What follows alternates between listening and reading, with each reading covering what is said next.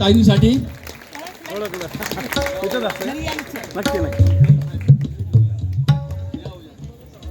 आजचा योग ज्यांच्यामुळे आलेला आहे ते आपल्या पुरुषोत्तम कुलकर्णी यांच्यामुळे हा योग आलेला आहे. कारण स्वामी समर्थांच्या पादुका त्यांच्याकडे दरवर्षी येतात. तेव्हा मागे 1 वर्ष ताईंचं कीर्तन झालेलं होतं. त्याच दिवशी आमच्या मनात आलं की ताईंचं कीर्तन आपल्याला ठेवायचं आहे आणि तो योग आज आलेला आहे. तेव्हा आपण सर्वांनी अतिशय सावधतेने ऐकायचं आहे, कान देऊन ऐकायचं आहे. अतिशय सुश्राव्य कीर्तन होणार आहे. तरी मी आता कार्यक्रमाला सुरुवात करतो.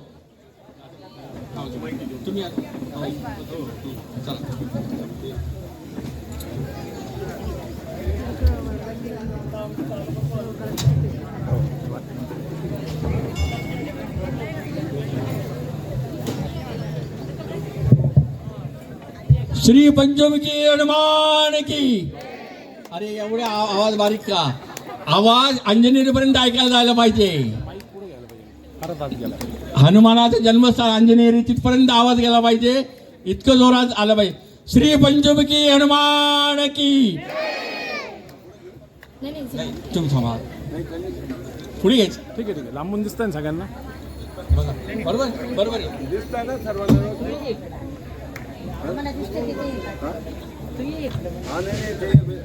मागच्या लोकांना दिसतात का? सर्वांना दिसतंय का? मागे सर्वांना दिसतंय? आवाज येतो? आवाज चांगला आवाज येतो? चला, आजच्या कीर्तनाला आपण आता सुरुवात करतो आहे. त्यापूर्वी मी त्यांचा थोडक्यात परिचय देतोय. हा परिचय अतिशय थोडा आहे. खरा परिचय त्यांचं कीर्तन झाल्यावर तुम्हाला आपोआपच होणार आहे. हा अतिशय जुजबी असा परिचय आहे. खरा परिचय तुम्हाला त्यांच्या कीर्तनानंतर होणारच आहे.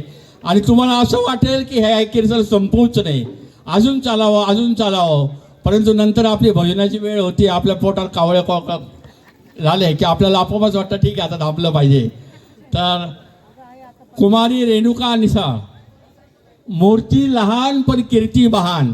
ह्या बघा, ह्या पहिल्याच वाक्यात त्यांचा परिचय तुमच्या लक्षात आला असेल की मूर्ती लहान पण कीर्ती महान.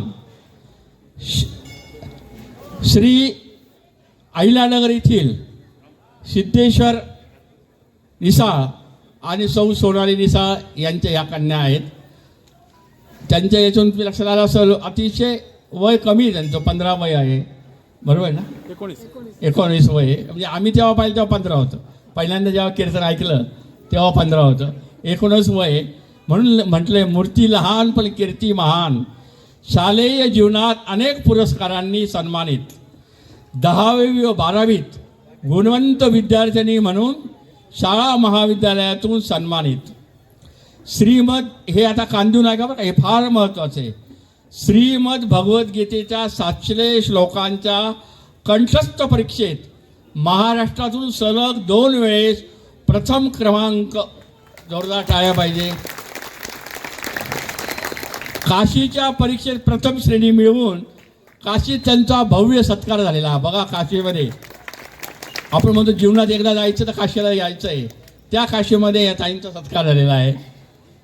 21 मार्च 2024 रोजी अयोध्या येथील भारतातील सर्वात कठीण परीक्षेत भारतातून प्रथम क्रमांक. बघा, भारतातून प्रथम क्रमांक मिळाला मिळवून खऱ्या अर्थाने हरिभक्त परायण झाल्या. तेव्हापासून त्यांच्या मागे पदवी लागली हरिभक्त परायण म्हणून. या उत्तम कीर्तनकार कथाकार असून यांच्या रसाळ वाणीने श्रोते मंत्रमुग्ध होतात. त्यामुळे यांच्या कीर्तनाला व कथेला प्रचंड प्रतिसाद मिळतो. आपल्याला पण प्रचंड प्रतिसाद द्यायचा आहे. बालपणापासून कुटुंबात धार्मिक वातावरणासोबत अनेक वर्षापासून गोसेवा असल्याने गोमातेची सेवा स्वतः करतात. बघा, त्या स्वतः सेवा करतात गो. हे सर्व पुरस्कार घरातील सर्व कामे करून प्राप्त झालेले आहे. आणि याच्या पुढचं तुम्हाला जर आश्चर्य वाटेल की त्या पाककलेत सुद्धा अतिशय सुगरण आहेत. कधीतरी योग येईल आमच्या तुमच्याकडे येण्याचा. या बालवयात यांना सर्व प्रकारचे पदार्थ करता येतात.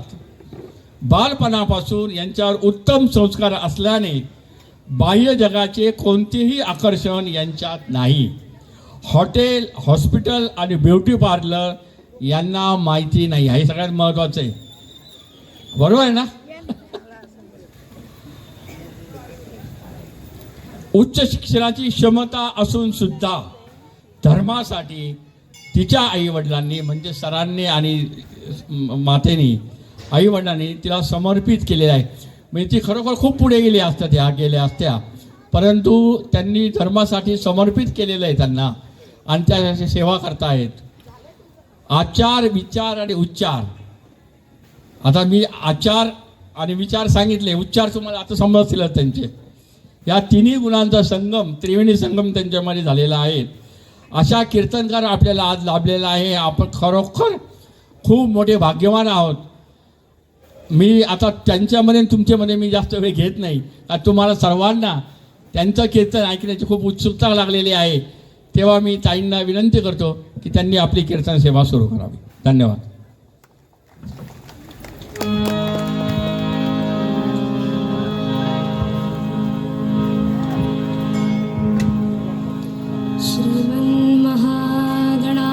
श्रीमन्महागणाधिपतये नमः. श्री सरस्वत्यै नमः. श्री गुरुभ्यो नमः.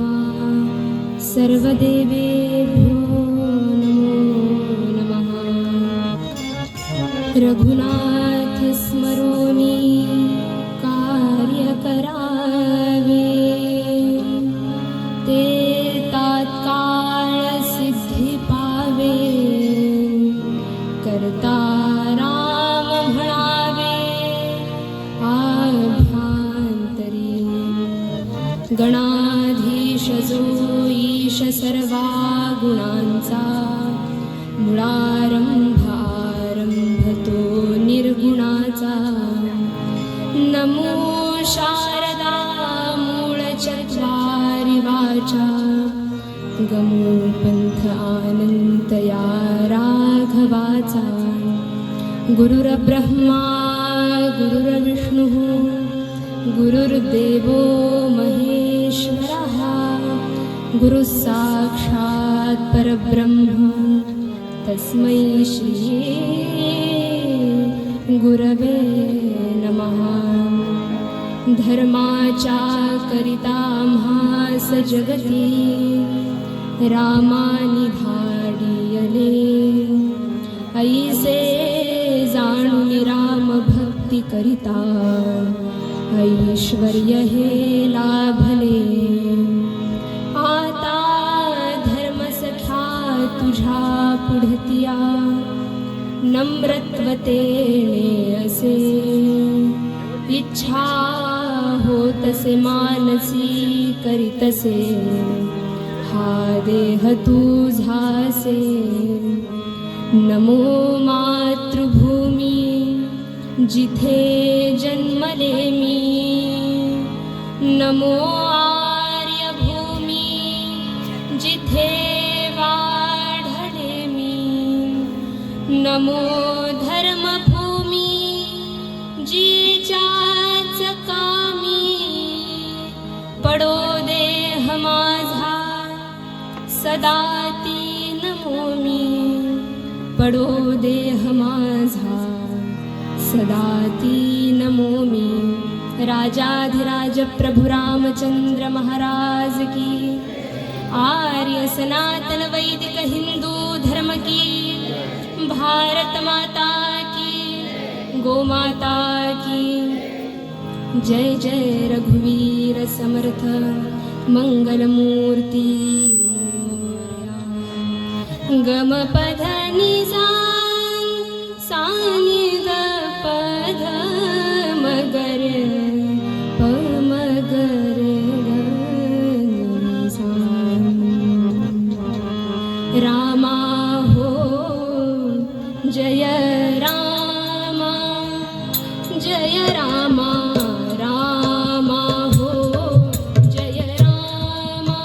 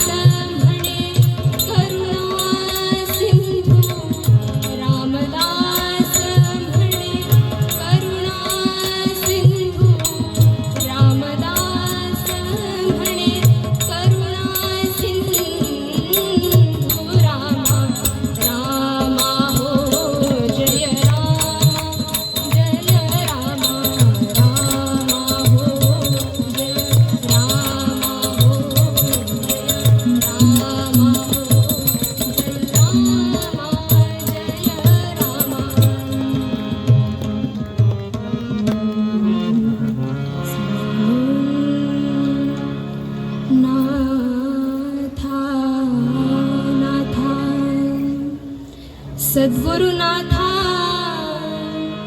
नाथा नाथा नाथा सद्गुरुनाथा तुझ्या कृपेचा सतत वाहू दे झरा नाथा सतत वाहू दे झरा नाथा सतत वाहू दे झरा नाथा अनसूयेच्या सुता नाथा अनसूयेच्या सुता नाथा अनसूयेच्या सुता नाथा तुझाच रे आसरा नाथा तुझाच रे आसरा नाथा सद्गुरुनाथा तुझ्या कृपेचा सद्गुरुनाथा तुझ्या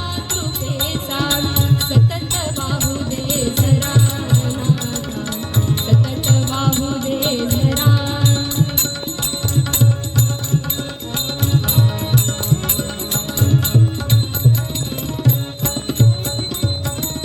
प्रवेश धरुणी गुरु तुम्ही अत्री घरी आला नाथा पतिव्रतेच्या पुण्याईने पतिव्रतेच्या पुण्याईने पतिव्रतेच्या पुण्याईने बाळतीचे झाला नाथा भक्तासाठी जन्मही तुमचा भक्तासाठी जन्मही तुमचा भक्ता उद्धारा नाथा सद्गुरुनाथा तुझ्या कृपेचा सतत वाहू दे झरा नाथा सतत वाहू दे झरा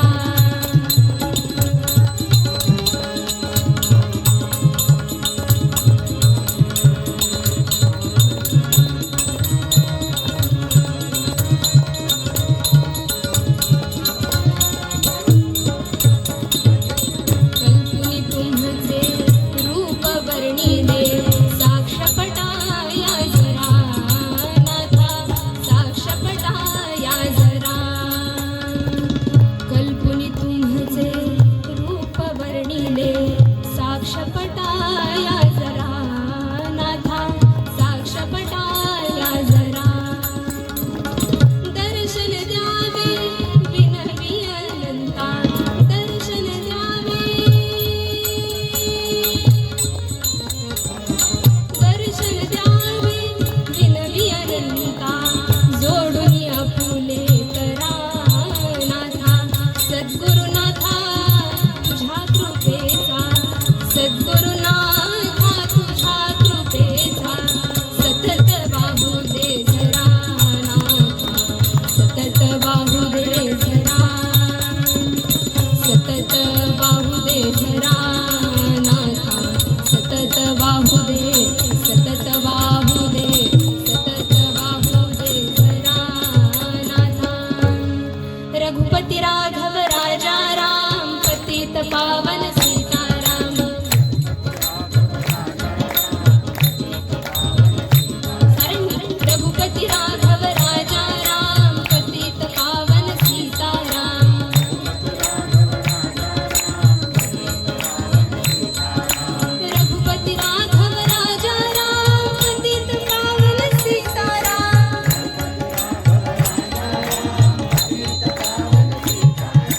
रघुपती राघव राजा राम पतित पावन सीताराम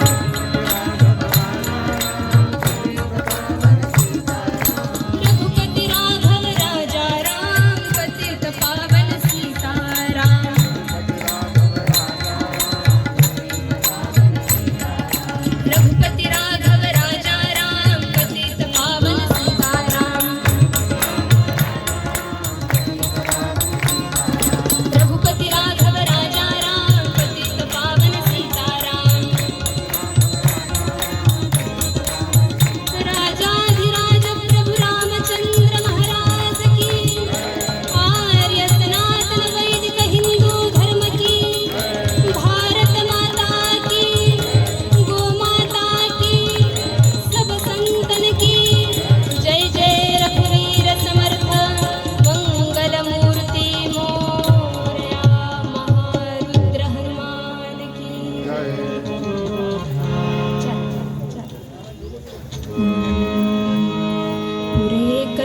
पुत्र माय पोटी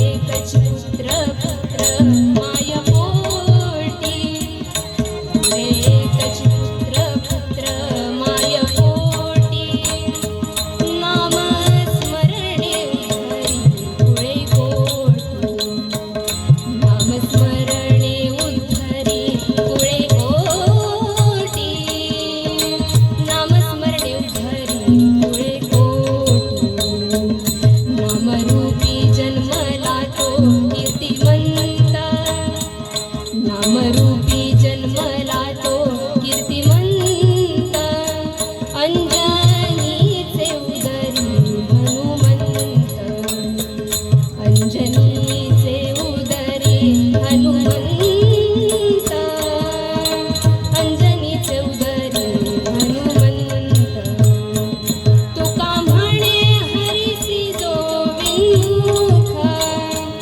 तुका म्हणे हरिसी जो विमुख गांधारीचे उदरी शतमूर्ख गांधारीचे उदरी शतमूर्ख गांधारीचे उदरी शतमूर्ख एकच पुत्र माय पोटी नाम स्मरणे उद्धरी पुळे पोटी नाम स्मरणे उद्धरी पुळे पोटी नाम स्मरणे उद्धरी पुळे पोटी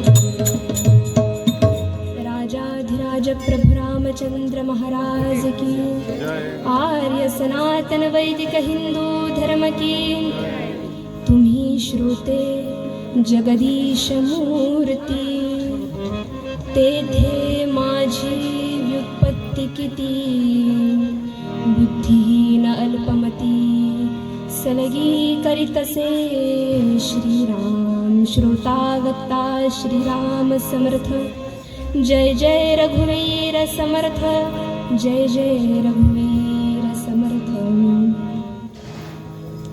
आज ह्या नारदांच्या गादीवर उभं राहून तुम्हा सर्व श्रोत्यांना पाहून मनामध्ये फार आनंद होतो का माहिती कारण बऱ्याच ठिकाणी फिरण्याचा योग येतो परिस्थिती अशी असती की भोजनाला 60 भजनाला 8 आणि कीर्तनाला आले तर आले नाहीतर चल हट अशी परिस्थिती सगळीकडे असते पण आज एवढा जनसमुदाय पाहिल्यावर खरोखरच नारदांच्या या गादीवर उभं राहिल्याचं मला भाग्य लाभलंय असं वाटतं देवर्षी नारदांचा अधिकार काय मंडळी धन्य धन्य तो नारदू जासी सदा सर्वत्र गोविंदू सर्वदा हरिनामाचा छंदू तेने परमानंदू सदोदित अशा या पवित्र गादीवर उभं राहून आज तुम्हा श्रोत्यांची वाकसेवा करण्याची संधी मला लाभली मंडळी कीर्तनाला सुरुवात करण्याआधी ह्या कीर्तनाची परंपरा कोणी चालू केली त्या बाबतीत थोडं प्रास्ताविक मांडण्याचा परिवेश आहे तर या गादीचे आद्यजनक म्हणजे देवर्षी नारद मुनी देवर्षी नारद मुनींच्या मनामध्ये भगवत भक्तीचं इतकं प्रेम इतका कळवळा की प्रत्येक भगवत भक्ताला भगवंतापर्यंत पोहोचवणार येते परंतु आज झालं काय माहिती का टीव्ही सिरियल्स मध्ये आमच्या नारद मुनींना कळीचा नारद म्हणून सगळीकडं दाखवलं जातं कोणती पण पौराणिक टीव्ही सिरियल घ्या तिथं देवर्षी नारद म्हणजे कोण तर कळ लावे म्हणून दाखवले जातात पण ज्या गादीवर आम्ही उभे आहोत ना ते नारद कळीचे नाहीत तर कळवळ्याचे आहेत कळकळ्याचे आहेत अशी कळवळ्याची जाती करी लाभाविण प्रीती म्हणून आमचे नारद मुनी हे कळीचे नाहीत कळवळ्याचे आहेत त्या दिव्य गादीवर उभं राहून तुम्हा श्रोत्यांची मी आज वाकसेवा करण्याचा प्रयत्न करते वेळेची मर्यादा आहे जसं चिंतन करता येईल ते गोड मानून घ्या एवढं म्हणते आणि अभंगाला सुरुवात करते आज भगवान हनुमंतांच्या जयंती निमित्त घेतलेला हा अभंग संत श्रेष्ठ संत शिरोमणी संतांचे मुकुटमणी असणाऱ्या श्री तुकाराम महाराजांचा आहे तुकाराम महाराजांचा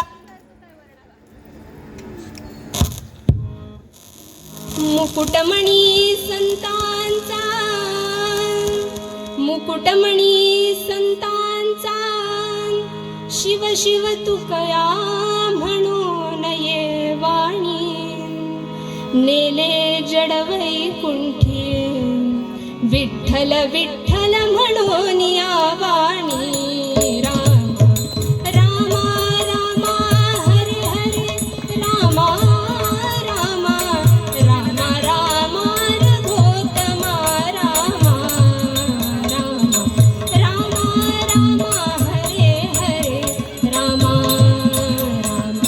राम राम राम सीतापते राम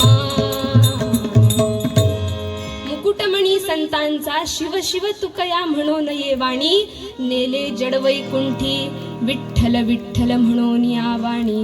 मंडळी, तुकाराम महाराजांच्या आयुष्याचा पूर्वार्ध जर आपण अभ्यासला ना तर अत्यंत सुखाचा, समाधानाचा, ऐश्वर्याचा असा. परंतु तुकाराम महाराजांच्या आयुष्याचा उत्तरार्ध जर आपण अभ्यासला ना तर प्रचंड हालाकीचा. पहिल्या पत्नीचं निधन झालं, मोठ्या भावाच्या पत्नीचं निधन झालं, मोठा भाऊ वैराग्य वृत्ती धारण करून निघून गेला, वडिलांचं निधन झालं, अन्न दशा झाली, दुष्काळ आला. इतके प्रपंचाचे चटके सहन करत करत तुकाराम महाराज आता खऱ्या अर्थाने परमार्थाला लागले. कशा प्रकारे बरं? तर जवळच असणाऱ्या वडिलोपार्जित देहूच्या मंदिरात जायचं. त्या सावळ्या परब्रह्माच्या मूर्तीची मूर्ती कसली हो, आपल्यासाठी मूर्ती. त्यांनी सुंदर अशी पूजा करावी. कशी? यथा देहे तथा देवे. उगीच देवाला पाण्यातून बुचकळून काढायचं नाही बरं का. जसं आपण देहाला नटवतो ना, जसं आपण आपला शृंगार करतो ना, तसं त्या पांडुरंगाच्या मूर्तीचा शृंगार करावा, अशी सुंदर पूजा करावी. आणि जवळच मंदिरातील एका खांबाला टेकून बसावं आणि त्या सावळ्या विठोबाची मूर्ती हृदयामध्ये साठवण्याचा प्रयत्न करावा. आणि एक दिवस झालं काय मंडळी, अशीच पूजा आटोपली. मंदिरातल्या खांबाला टेकून बसलेले आणि विठोबाची ती मूर्ती डोळ्यांनी पाहतायत. आणि पाहता पाहता तुकाराम महाराजांना डोळा लागला. कसा बरं? आपल्याला कथा कीर्तनात लागतो ना, अगदी तसाच. आणि डोळ्या लागल्यावर काय झालं तर तुकाराम महाराजांना स्वप्न पडलं. मंडळी, एक गोष्ट लक्षात ठेवा, तुकाराम महाराज अशी संत मंडळी असतात ना, ते असामान्य असतात. म्हणून त्यांची स्वप्न सुद्धा कशी असणार? असामान्य असणार. आपण सामान्य माणसं, आपली स्वप्न पण कशी असणार? सामान्य. कीर्तनाची सुरुवात हास्यापासून करूया.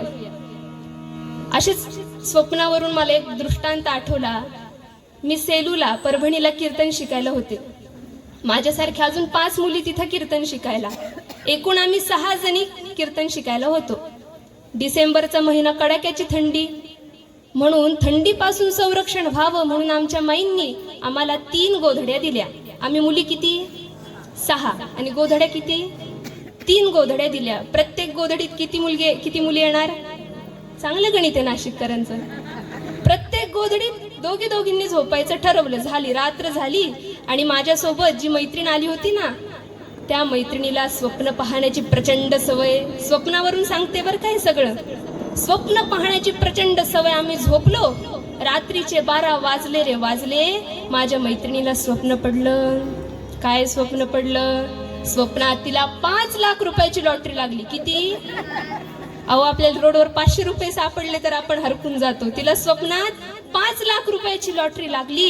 काय करावं? लॉटरी लागली 2 लाख रुपयाची नॅनो कार घेतली. कुठं? स्वप्नात. आणि बरेच दिवस झाले आई बाबांना भेटले नाही, असं तिने मनामध्ये विचार केला आणि नॅनो कार घेऊन आता ती आई बाबांना भेटायला चाललीये. 100-120 100-120चा स्पीड. हायवे म्हणू नका, एक्सप्रेस वे म्हणू नका, दरीचा रस्ता म्हणू नका, तिचा 100-120चा स्पीड काही कमी होईना. घाटामधून जाताना 100चा स्पीड. समोरून ट्रक आला म्हणून ब्रेक दाबायला म्हणून ब्रेकवर पाय दाबतीये, पण लक्षात आलं ब्रेक काही लागेना म्हणून जोरात ब्रेक दाबतीये. पण कुठं? स्वप्नामध्ये. सत्यामध्ये झालं काय होतं मंडळी? आमच्या नशिबी आलं होतं फाटकं गोधड. त्या फाटक्या गोधड्यात महाराणींचा अडकला होता पाय.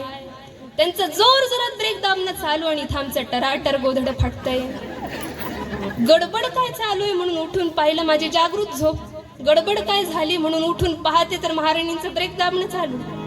उठली, खानदेशी तिच्या कानाखाली लावली, सटकीने उठली आणि म्हणली बरं झालं उठवलं, नाहीतर आता ट्रक खाली चिरडून मेलेच असते. मी म्हणले अगं बाई, ट्रक खाली चिरडून मेली असती तर परवडलं असतं, आता थंडीत 3 महिने कुडकुडून मरावं लागल, त्याचं काय करावं. अशी आपल्या सामान्य मंडळींची स्वप्न.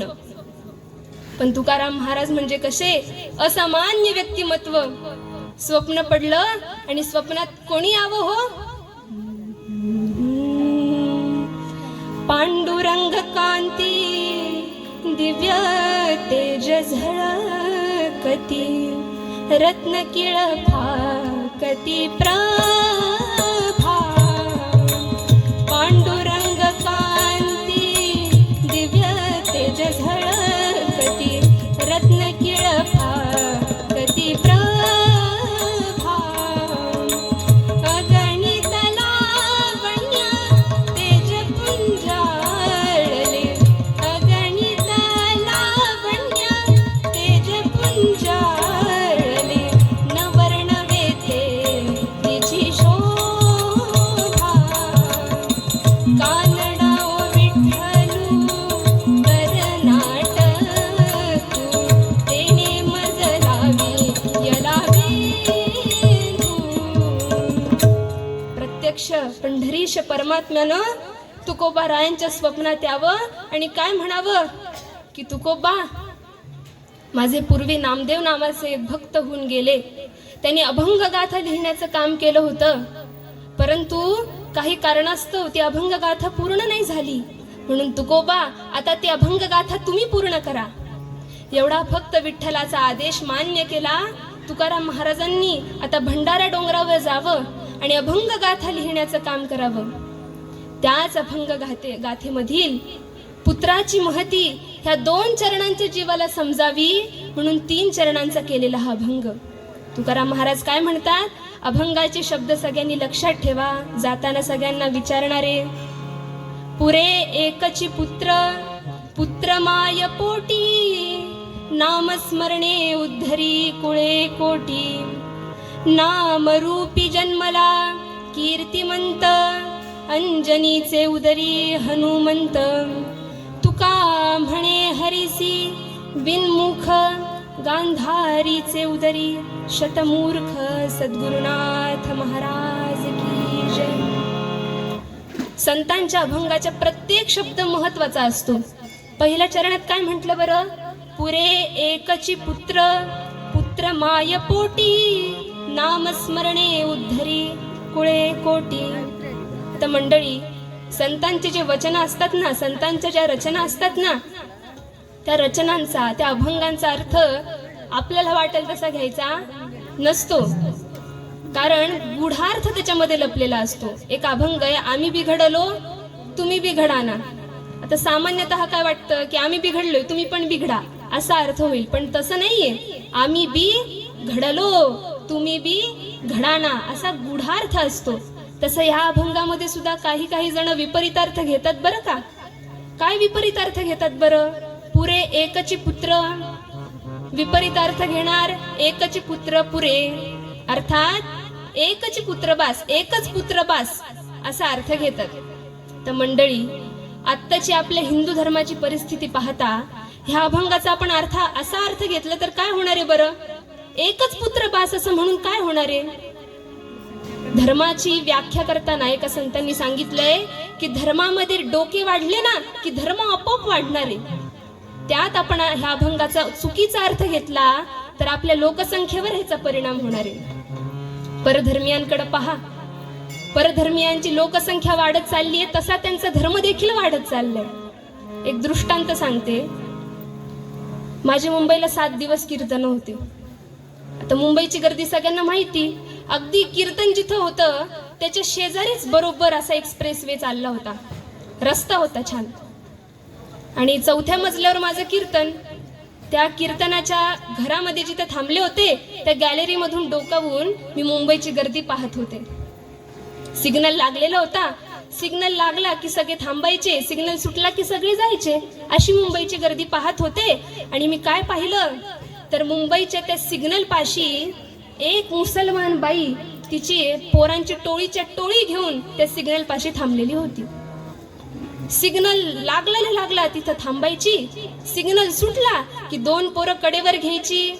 रस्त्याच्या पल्याड जायचं होतं, सिग्नल सुटला की 2 पोरं कडेवर घ्यायची, पुन्हा नेऊन ठेवायची. सिग्नलला थांबायची, पुन्हा यायची. सिग्नल सुटला की परत 2 पोरं कडेवर घ्यायची, निघून जायची. तिची दमछाक तिथल्या ट्रॅफिक हवालदारनी पाहिली. आणि त्या ट्रॅफिक हवालदारनी काय करावं, त्या पोरांच्या टोळीपैकी 2 पोरं त्यांनी कडेवर घेतली. सिग्नल सुटला की रस्त्याच्या पल्याड ठेवून दिली.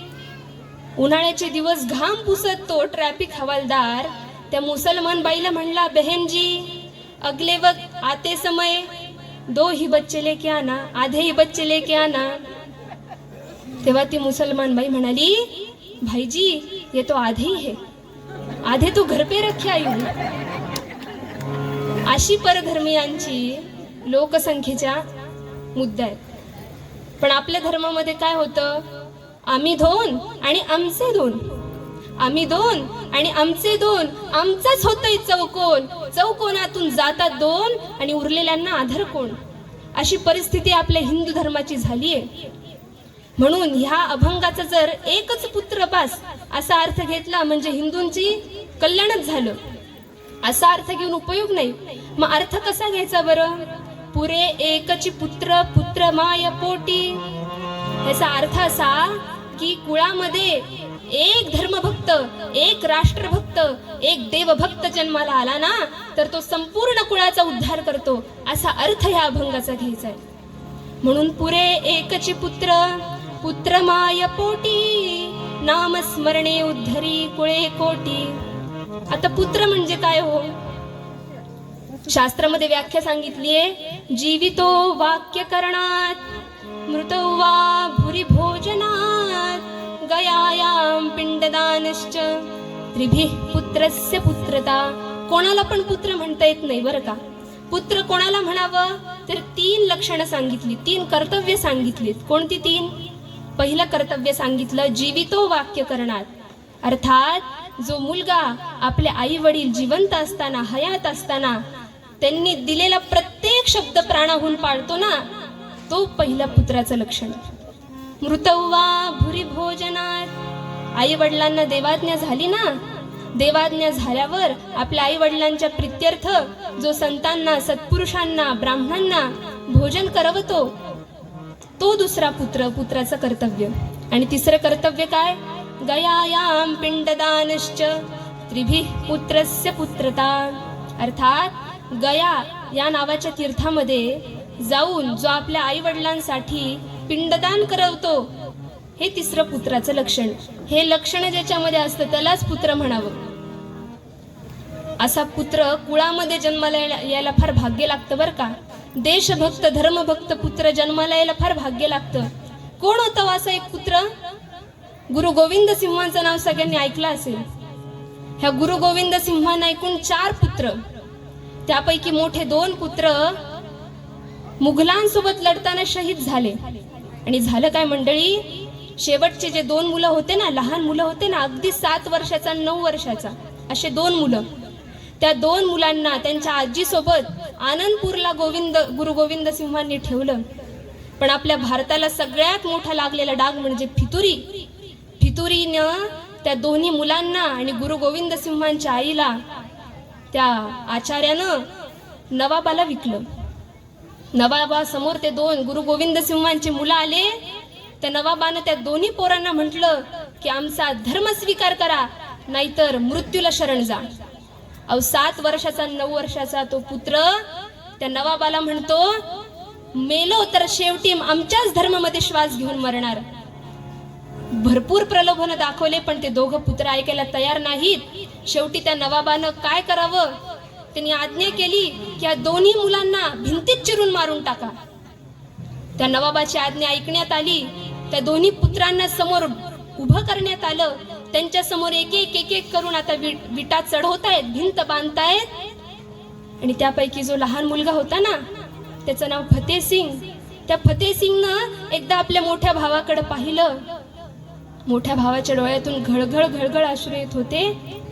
तो लहान 7 वर्षाचा बाळ त्या 9 वर्षाच्या त्याच्या भावाला म्हणतो, दादा तुला शहीद होताना भीती वाटतेय, देशासाठी बलिदान देताना भीती वाटतेय, म्हणून तुझ्या डोळ्यातून पाणी येतंय. तेव्हा मंडळी, त्या 9 वर्षाच्या मुलानं दिलेलं उत्तर प्रत्येकानं आपल्या घरी घेऊन जा.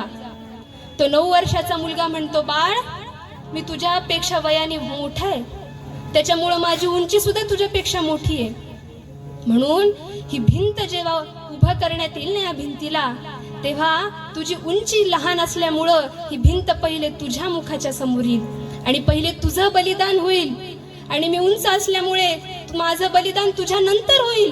देशभूमीसाठी तुझ्या नंतर मला मरावं लागतंय, इतका मी वाईट आहे बघ.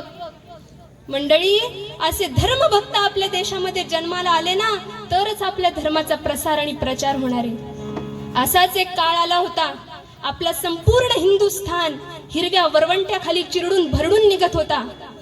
तेव्हा एक आई जगाच्या आई समोर उभी राहिली आणि म्हणाली की आई, मला असा एक पुत्र दे जो संपूर्ण भारतामध्ये हिंदू राष्ट्र स्थापित करेल, असा एक पुत्र मला दे. ती शिवाई आई नवसाला पावली, पोटी पुत्र झाला आणि त्या पुत्राचं नाव शिवाई आईवरून शिवाजी असं ठेवण्यात आलं. मंडळी, फक्त मिशा वाढवून आणि कुर्ते घालून शिवाजी महाराज होता येत नाही. शिवाजी महाराज व्हायचा असेल ना, छत्रपती शिवाजी महाराज व्हायचा असेल ना, तर शिवाजी महाराजांचं नाव उलट करा, शिवाजी. जीवाशी, जेव्हा जीवाशी खेळता येतं ना, तेव्हा कुठं जाऊन शिवाजी होता येतं. असा पुत्र शिवाजी महाराजांसारखा आपल्या भारत भूमीमध्ये जन्माला आला, म्हणून आज आपल्या कपाळावर कुंकू दिसतंय, आज आपण हिंदू धर्मामध्ये दिसतोय. असा पुत्र जन्माला यावा म्हणून म्हणतात, पुरे एकची पुत्र, पुत्र माय पोटी, नामस्मरणे उद्धरी कुळे कोटी. पुढच्या चरणामध्ये म्हणलंय, नामरूपी जन्मला कीर्तिमंत, अंजनीचे उदरी हनुमंत. मंडळी, असा धर्मवीर, असा धर्मरक्षक, देशरक्षक पोटी जन्माला येण्यासाठी आई कशी हवी हो? आई कशी हवी? कोणी पण आई चालेल का? मुळीच नाही. जर पोटी धर्मरक्षक, राष्ट्ररक्षक जन्माला यावा असं वाटत असेल ना, तर आई सुद्धा तितकीच संयमी, तितकीच धर्मरक्षक असली पाहिजे. तुम्ही विचाराल असं कसं? कारण मंडळी, जसा आईचा स्वभाव असतो ना, जसा आईच्या मनात विचार असतो ना, आईच्या मनात जशा धारणा असतात ना, तसंच तिच्या पुत्राच्या मनामध्ये, तसंच तिच्या पुत्राच्या मनात विचार येत असतात. कसं काय माहिती?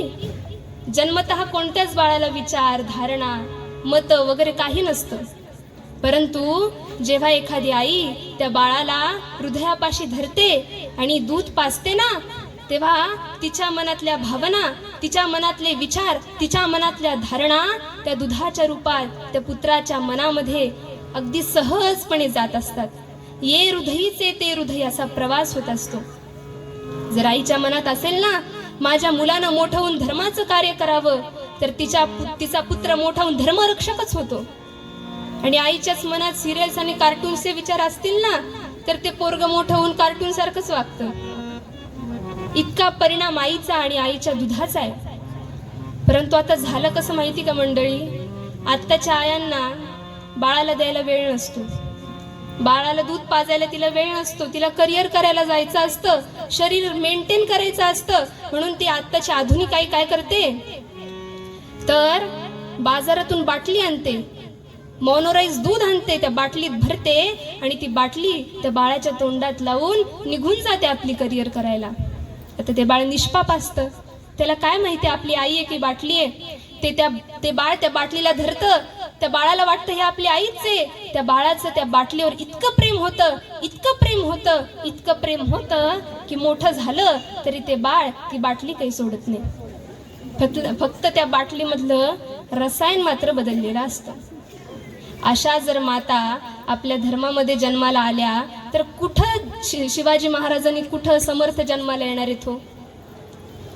आज मंडळी, मी तुमच्या पायावर डोकं ठेवून विनंती करते, आपल्या घरात, प्रत्येकाच्या घरात मुली असतील, आज घरी गेल्यावर आपल्या मुलींना जवळ बोलवा आणि 2 गोष्टी आपल्या मुलींना सांगा. पहिली गोष्ट, बाळ तू मोठी होऊन डॉक्टर झाली नाहीस तरी चालेल, तू मोठी होऊन वकील झाली नाहीस तरी चालेल, तू मोठी होऊन इंजिनियर नाही झालीस तरी चालेल, पण तुला मोठं होऊन चारित्र्य संपन्न व्हायचं म्हणजे व्हायचंय. ही पहिली गोष्ट आपल्या घरातील मुलीला सांगा.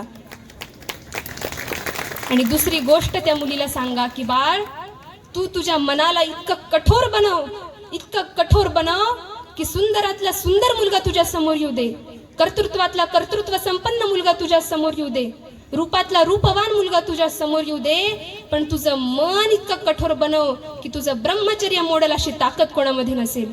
हे प्रत्येकाने आपल्या घरातल्या मुलीला सांगा. अशा जर चारित्र्य संपन्न मुली आपल्या घरात जन्माला आल्या ना, तर कुठं जाऊन छत्रपती शिवाजी महाराज जन्माला येतील, तर कुठं जाऊन हनुमंतांसारखे वीर जन्माला येतील.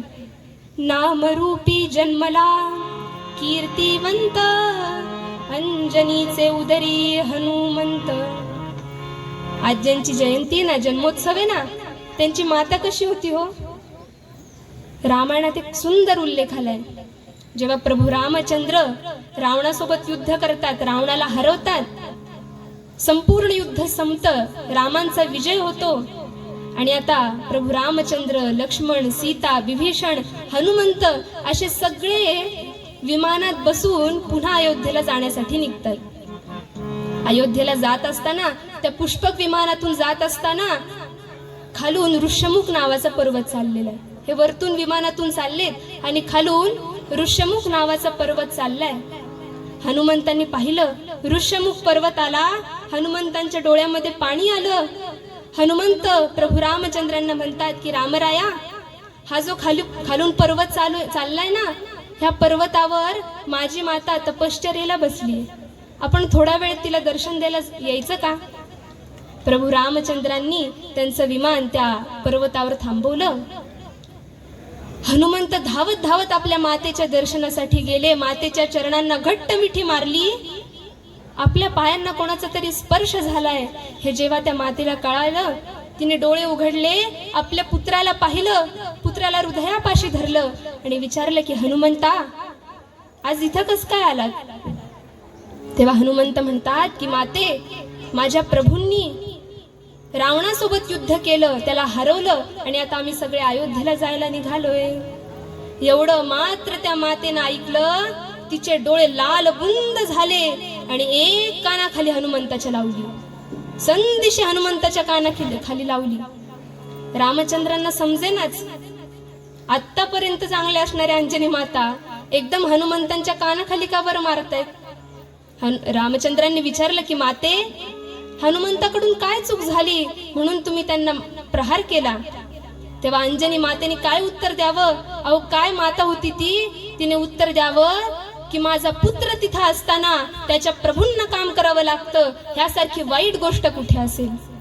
मंडळी, ती माता आपल्या मुलाला शेळपट बनवणारी नव्हती, ती माता प्रभूंच्या कार्याला लावणारी होती, ती माता वीर घडवणारी होती. अशी अंजनी माता होती, म्हणून हनुमंतांसारखा पुत्र जन्माला आला आणि आज आपल्याला हा उत्सव करता येतोय. नामरूपी जन्मला कीर्तिवंत, अंजनीचे उदरी हनुमंत. ठीक आहे, पुत्र कसा असावा हे आपल्याला कळालं, पण पुत्र कसा नसावा हो? त्यासाठी तुकाराम महाराज शेवटचं उदाहरण देताना 3ऱ्या चरणात म्हणतात, तुका म्हणे हरिसी विनमुख, गांधारीचे उदरी शतमूर्ख. आपल्याला सगळ्यांना महाभारतातील कथा माहितीच आहे. जेव्हा त्या दुर्योधनानं पांडवांना सुईच्या टोकावर बसेल इतकी पण जमीन देण्यासाठी नकार दिला ना, तेव्हा युद्ध करण्याचं ठरलं. पांडव आणि कौरवांमध्ये युद्ध ठरलं. आता पांडव देखील सैन्याची जमवाजमव करतायत आणि कौरव देखील सैन्याची जमवाजमव करतायत. भगवान श्रीकृष्णांना विचारण्यात आलं, तुम्ही कोणाच्याकडून जाणार, तुम्ही कोणत्या पार्टीकडून जाणार आणि तुमची सेना कोणाकडून जाणार? तेव्हा भगवान श्रीकृष्णांनी काय मेख हाकली हो? भगवान श्रीकृष्ण म्हणतात, ह्या युद्धामध्ये मी युद्ध करणार नाही, मी हातामध्ये शस्त्र घेणार नाही, मी फक्त कोणत्या तरी एका वीराचे सारथी होईल आणि माझी सैन्य माझी 7 अक्षौहिणी सेना कोणत्या तरी एका वीराच्या सैन्याकडून जाईल. झालं, शकुनी मामांनी दुर्योधनाला सांगितलं की त्या भगवान श्रीकृष्णाचं सैन्य पहिले आपल्याला मिळवून घे. तो तसं पण युद्ध करणारच नाहीये, त्याचं सैन्य तू मिळवून घे. म्हणून मंडळी तो दुर्योधन भगवान श्रीकृष्णांची 7 अक्षौहिणी सेना प्राप्त करण्यासाठी श्रीकृष्णांच्या शयनगृहाकडे निघाला. दुपारची वेळ होती म्हणून भगवान श्रीकृष्ण आपल्या मंचकावर पहुडले होते. आता तो जगाचा ईश्वर आहे, तो पहुडला म्हणजे काय हो. दुर्योधनानं पाहिलं की भगवान श्रीकृष्ण पहुडले, म्हणून थोडा वेळ आपण तिथंच बसावा असा विचार त्या दुर्योधनानं केला. कुठं बसावं हो. जे दुष्ट लोक असतात ना, त्यांना भगवंताच्या चरणांविषयी प्रीती जागृत नाही होत. त्या दुर्योधनानं विचार केला, ह्या श्रीकृष्णाच्या डोक्यावर आपण बसू, म्हणजे डोक्यापाशी आपण बसू. डोक्यापाशी जाऊन तो दुर्योधन बसला आणि तेवढ्यात अर्जुन महाराज तिथून आले आणि पाहिलं की श्रीकृष्ण पहुडलेत. अहो, संतांचं हृदय कसं असतं, संतांच्या हृदयामध्ये भगवंताच्या चरणापेक्षा काहीच नसतं. तो अर्जुन भगवान पहुडलेत म्हणून भगवंताच्या चरणापाशी बसला. त्यांचे चरण आपल्या हाताने दाबू लागला. भगवंताच्या चरणांचं महात्म्य काय मंडळी. आपण सगळे मंदिरात जाताना, आता आपण मंदिरात आहोत, मंदिरात जाताना आपण काय म्हणतो, मी देवाच्या पाया पडून येतो. पायाच का वर पडायचं बरं देवाच्या. देवाचं डोकं का नाही पडायचं, देवाचे कान का नाही पडायचे, हात का नाही पडायचे, देवाच्या पायाच का नेमकं पडायचं. पायाचं काहीतरी महात्म्य असलं पाहिजे ना, म्हणून आपण देवाच्या पाया पडतो ना. एक छोटासा दृष्टांत देते म्हणजे आपल्याला देवाच्या चरणांचं महात्म्य कळेल. एका गावामध्ये एक सुंदर असं तळ होतं. आता त्या तळामध्ये वेगवेगळ्या प्रकारचे मासे त्या तळ्यामध्ये राहत होते. छोटे मासे, मोठे मासे, गप्पी मासे, म्हातारे मासे, तरुण मासे असे सगळे त्या तळ्यात राहत होते. आणि एक दिवस झालं काय, त्या तळ्यामध्ये जाळं टाकण्यासाठी एक कोळी तिथं आला आणि तो जाळं टाकणार रे टाकणार. तितक्यात त्या तळ्यामधले मासे एकमेकांशी बोलायला लागले. आता कीर्तनात मासे बोलतात बरं का, तेवढं चालतं. तरुण मासे आणि म्हातारे मासे एकमेकांशी बोलायला लागले. म्हातारे मासे त्या तरुण माशांना म्हणतात, ह्या कोळ्यानं जाळं टाकलं, आपण पाण्याकडे नाही पळायचं, मग कुठं पळायचं, त्या कोळ्याच्या चरणांपाशी जायचं, त्या कोळ्याच्या पायापाशी जाऊन थांबायचं, असं म्हातारे मासे तरुण माशांना सांगतात. आता तरुण मासे, तरुण रक्त, ते म्हणतात ह्या म्हाताऱ्यांची साठी बुद्धी नाठी झालीये, त्या कोळ्यानं जाळं टाकलं, आपण पाण्याकडे पळायचं म्हणजे आपण वाचू. त्या कोळ्यानं जाळं टाकलं, त्याप्रमाणे ते म्हातारे मासे त्या कोळ्याच्या पायापाशी येऊन थांबले आणि तरुण मासे त्या पाण्यामध्ये धावू लागले. तुम्ही जर डिस्कवरीवर पाहिलं असेल ना, तर तुम्हाला लक्षात येईल की कोळ्यानं जाळं टाकलं, ते जाळं पाण्याच्या दिशेने जात असतं, कोळ्याच्या पायापाशी नसतं राहत.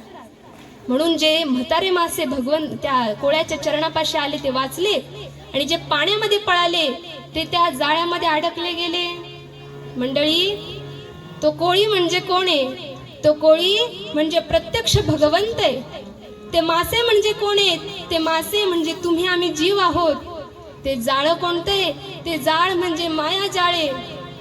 तो कोळी म्हणजे तो भगवंत, ते माया जाळ आपल्यावर टाकत असतो. आणि जे माणसं त्या भवसागरामध्ये जाण्याचा प्रयत्न करतात, भवसागरामध्ये पळण्याचा प्रयत्न करतात ना, ते त्या कोळ्याच्या म्हणजे त्या भगवंताच्या जाळ्यामध्ये अडकतात. आणि जे मंडळी, जे भक्त त्या कोळ्याच्या चरणांपाशी म्हणजे भगवंताच्या चरणापाशी जाण्याचा प्रयत्न करतात ना, ते त्या मायाजाळ्यामध्ये अडकत नाहीत आणि हा भवसिंधू पार करून जातात. म्हणून भगवंताचे चरण का धरावे, कारण हा भवसागरातून तारणारे ते चरणच आहेत. अर्जुन महाराज अशा प्रकारे भगवंताचे चरण दाबतायत. आपल्या पायाला कोणाचा तरी स्पर्श झाला हे भगवंताला जाणवलं. भगवंत गडबडून जागे झाले. आणि मंडळी, आपण जेव्हा जागे होतो ना, तेव्हा आपलं पहिलं लक्ष कुठे जातं बरं, समोर जात असतं. आता बरेच जणांचे फोन डोक्यावर ठेवलेले असतात, म्हणून काहींचं लक्ष जातं बाबा डोक्याकडं. त्या काळी काही फोन नव्हते.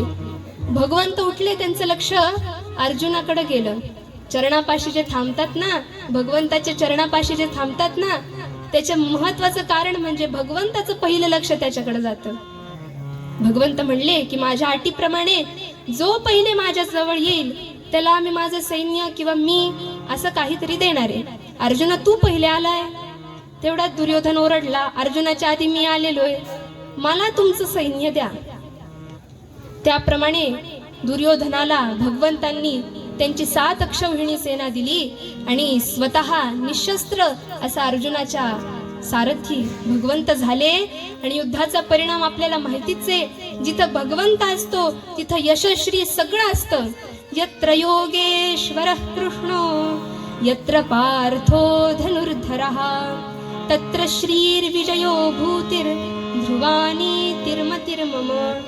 भगवंत ज्याच्या सोबत असतो ना त्याच्या जवळ सगळे लौकिक, सगळे यश, सगळं कीर्ती आपोआप धावून येतं. मंडळी, रामरायांचं भगवंताचं कीर्तन का बरं ऐकावं, का बरं श्रवण करावं? उगीच मनोरंजन होतंय म्हणून श्रवण करावं का हो? घरामध्ये वेळ जात नाही, भांडणं होतात घरी थांबलं की म्हणून श्रवण करावं का हो? मुळीच नाही. का बरं श्रवण करावं? तर ह्यासाठी श्रवण करावं की आपण संसारामध्ये अडकलेले जीव आहेत. आपल्याला भगवंताविषयी पटकन रुची निर्माण होणं शक्य नाही, पण जेव्हा आपण एखादी गोष्ट ऐकतो ना तेव्हा ती आपल्या हृदयामध्ये पहिले जात असते. ती भगवत भक्ती वाढण्यासाठी कीर्तन आहे, ते भगवत भक्ती वाढण्यासाठी सद्ग्रंथाचं वाचन आहे. घरामध्ये रामायण भागवत का वाचावं? त्यासाठीच, भगवत भक्ती वाढण्यासाठी. बरेच जण म्हणतात काय गरज आहे ती रामायण वाचण्याची, काय गरज आहे ती महाभारत वाचण्याची. एकदा झालं असं की मी माझ्या गुरुगृही जाण्यासाठी म्हणजे सेलूला जाण्यासाठी निघाले. छत्रपती संभाजीनगरची बस धरण्यासाठी त्या रेल्वे स्थानकावर थांबले. छत्रपती संभाजीनगरच्या रेल्वे स्थानकावर थांबले. रेल्वेला अर्धा तास होता म्हणून वेळ वाया घालवायचा नाही असं गुरूंनी सांगितलंय. त्याप्रमाणे बॅग मधलं वाल्मिकी रामायण काढलं आणि वाचायला सुरुवात केली. वाचायला सुरुवात केली रे केली. एक नवरा बायकोचं जोडपं माझ्या शेजारी येऊन बसलं. त्यापैकी जे काका होते ना, 50शीतले काका असतील, ते काका मला म्हणाले की बाळ काय वाचतेस, दाखव. मी म्हणले काका रामायण वाचते, वाल्मिकी रामायण वाचते. ते काका इतके चिडले म्हणाले हे तरणी ताठी दिसतेस आणि काय रामायण वाचत बसली, काय महाभारत वाचत बसली. इतके चिडले ठेवून दे म्हणले ते रामायण. आता मोठ्यांना उलटून बोलू नये म्हणून मी त्या काकांना काही बोलले नाही. झालं 10 मिनिटात रेल्वे आली, गडबड झाली, पटकन रेल्वेमध्ये चढले, माझं सीट धरलं, बसले. शेजारी ते काका देखील बसले, पण काकांच्या सौभाग्यवती काही दिसेना. मी काकांना म्हणाले काका तुमचे सौभाग्यवती सुद्धा आले होते ना तुमच्या सोबत. अरे च्या, खाली राहिल्या असं ते काकांना जाणवलं. इतके गडबडले. तेव्हा त्या काकांना मी म्हणाले काका ह्या आधी तुम्ही आयुष्यात एकदा जरी रामायण वाचलं असतं ना ही परिस्थिती तुमच्या आयुष्यात आली नसती. ते काका म्हणाले काय संबंध, माझी पत्नी खाली राहिलीये आणि तुझं रामायणाचंच मध्ये काय चालू झालं, काय संबंध, मी रामायण वाचलं असतं तर ही परिस्थिती आली नसती. मी म्हणले काका तुम्ही जर आता रामायण वाचलं असतं ना, रामायणामध्ये केवटाचा प्रसंग आहे.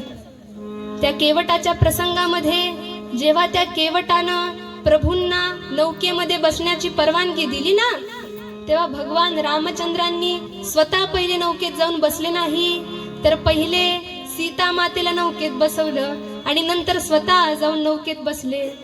हे जर तुम्ही रामचरित्रात वाचलं असतं ना तर पहिले काकूंना रेल्वेमध्ये चढवलं असतं आणि नंतर स्वतः जाऊन रेल्वेमध्ये चढले असते. मंडळी, भक्ती वाढण्यासाठी रामचरित्र आहेच, पण आपल्या आयुष्यातील प्रत्येक कृती सुधारण्यासाठी रामचरित्र आहे. मला घरामध्ये जर आदर्श आई व्हायचा असेल, कौसल्य मातेचं चरित्र वाचा. घरामध्ये जर अत्यंत सुंदर असा संसार करायचा असेल, सीता मातेचं चरित्र वाचा. आई कशी नसावी, केकसीचं चरित्र वाचा. बहीण कशी नसावी, शूर्पणखेचं चरित्र वाचा. प्रत्येक कृतीमध्ये आपल्याला रामचरित्र, महाभारत, आपले सद्ग्रंथ उपयोगी पडतायत. हे सद्ग्रंथ जर आपल्या घरात ठेवले ना, असं म्हणण्यात येतं की ज्या मनुष्याच्या घरात महाभारत फक्त ठेवलंय, वाचलं नाही तरी चालेल, फक्त ठेवलं जर असेल ना, तरी त्याच्या घरातल्या प्रत्येक मनुष्याची बुद्धी ही धर्माच्या ठिकाणी जागृत राहते. म्हणून आपल्या घरात असे सद्ग्रंथ असावे, असं सत्कीर्तन आपण ऐकावं.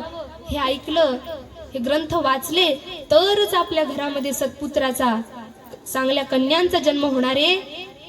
म्हणूनच तुकाराम महाराज पूर्वपद्यात म्हणतात, पुरे एकच पुत्र पुत्र माया पोटी, पुरे एकच पुत्र पुत्र माया पोटी, पुरे एकच पुत्र पुत्र माया पोटी, नाम स्मरणे उधरी कुळे कोटी, नाम स्मरणे उधरी कुळे कोटी, नाम स्मरणे उधरी कुळे कोटी.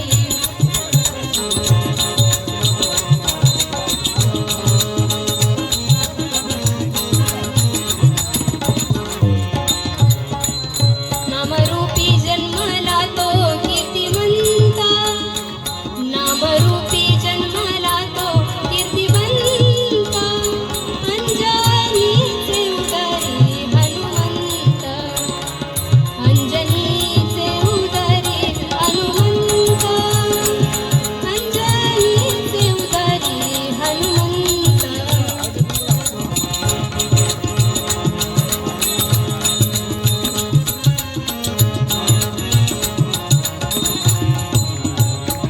तुका म्हणे हरिसी जो विन्मुखा, तुका म्हणे हरिसी जो विन्मुखा, गांधारीचे उदरी शतमूर्ख, गांधारीचे उदरी शतमूर्ख, गांधारीचे उदरी शतमूर्ख.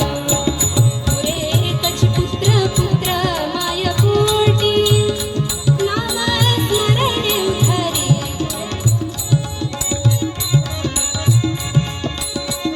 माया पोटी, नाम स्मरणे उधरी,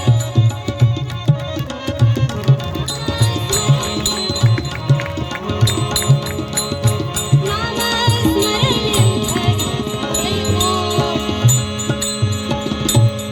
आता कीर्तनाच्या परंपरेप्रमाणे सर्वांनी ताट बसा, हाताने सुंदर टाळी वाजवायची आणि आपल्या मधुर आवाजामध्ये भगवंताचं 5 मिनिटं नामसंकीर्तन करूयात.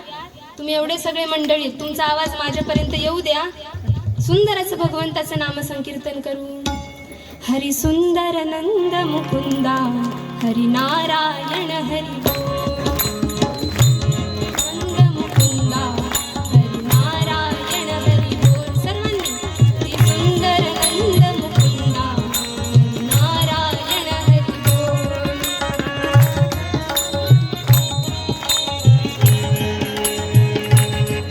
हरी सुंदर नंद मुकुंदा, हरी सुंदर नंद मुकुंदा, हरी नारायण हरी बोल. हरी सुंदर नंद मुकुंदा, हरी नारायण हरी बोल.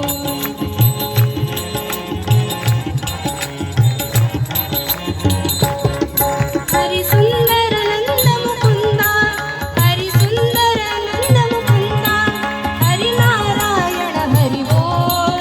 हरी सुंदर नंद मुकुंदा, हरी नारायण हरी बोल. हरी सुंदर नंद मुकुंदा, हरी नारायण हरी बोल.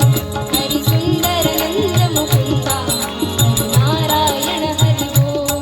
हरी नारायण हरी बोल. हरी नारायण हरी बोल. राजाधिराज प्रभु रामचंद्र महाराज की, आर्य सनातन वैदिक हिंदू धर्म की, भारत माता की, गो माता की, सब संतन की जय. जय रघुवीर समर्थ महारुद्र हनुमान की जय. परित्राणाय साधूनां, विनाशाय च दुष्कृतां, धर्म संस्थापनार्थाय संभवामि युगे युगे. ज्या काळामध्ये ह्या पृथ्वीवर संतांना, सत्पुरुषांना त्रास होऊ लागतो, अधर्माचं साम्राज्य माजू लागतं ना, तेव्हा भगवंत प्रत्यक्ष पृथ्वीवर अवतरतो आणि संतांना सत्पुरुषांना रक्षण करण्यासाठी येतो. विनाशाय च दुष्कृताम, त्या दुष्ट लोकांचा संहार करण्यासाठी येतो. धर्म संस्थापनार्थाय, आणि धर्माची पुनःस्थापना करण्यासाठी तो भगवंत प्रत्येक अवतारात जन्माला येतो.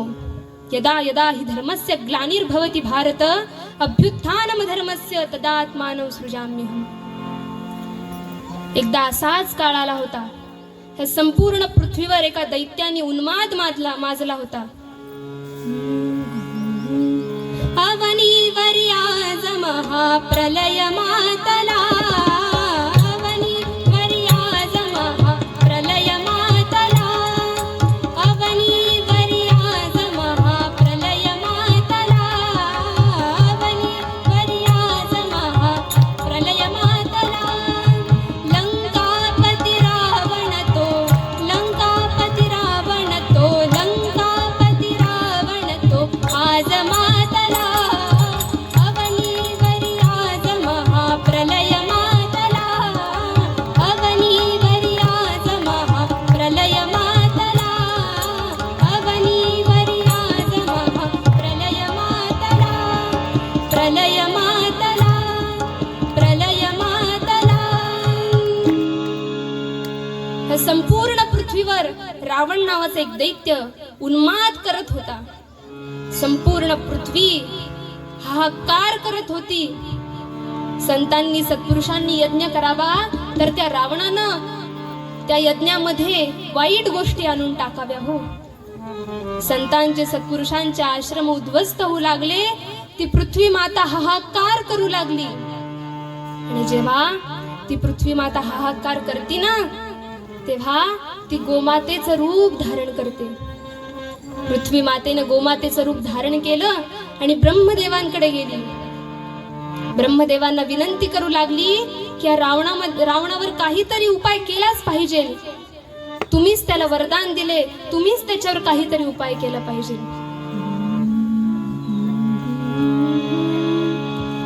तेव्हा ब्रह्मदेव त्या पृथ्वी मातेला म्हणाले की तू नारायणांकडे जा, त्यांची प्रार्थना कर.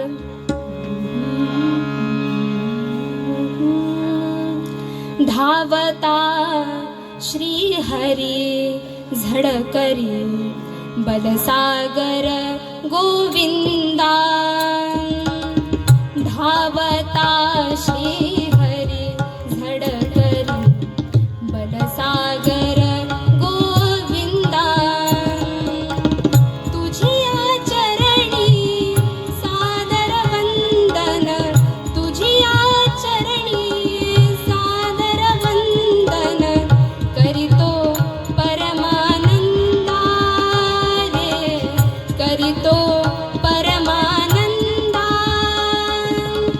दे प्रसादा व्यंकटेशा जगताचा आनंदा. नारायण नारायण नारायण.